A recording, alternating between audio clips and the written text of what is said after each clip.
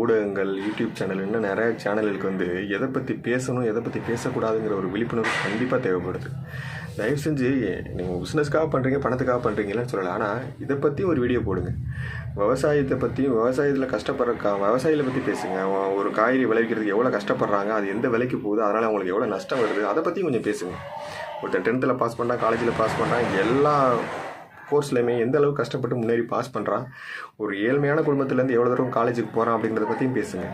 அதே மாதிரி எத்தனை பேர் குரூப் எக்ஸாமில் பாஸ் பண்ணுறான், யூபிஎஸ்சி எக்ஸாமில் பாஸ் பண்ணுறான், ஐஏஎஸ் ஐபிஎஸ் போகிறான், அவன் எவ்வளோ தூரம் கீழேருந்து மேலே போயிருப்பான் அப்படிங்கிறத பற்றி கொஞ்சம் பேசுங்க. விளையாட்டில் இங்கேருந்து ஒருத்தன் வெளிநாட்டில் போய் விளாட்றான், ஒரு கிராமத்துலேருந்து எவ்வளோ திறமையான விளையாட்டு வீரர்கள் எத்தனை பேர் இருக்காங்க, அவங்களும் எவ்வளோ தூரம் வெளியில் வர முடியாமல் இருக்காங்க, அவங்கள பற்றியும் தயவு செஞ்சு பேசுங்க. இதெல்லாம் பேசுனீங்கன்னா தான் எல்லாருடைய வாழ்க்கையும் முன்னேறும்.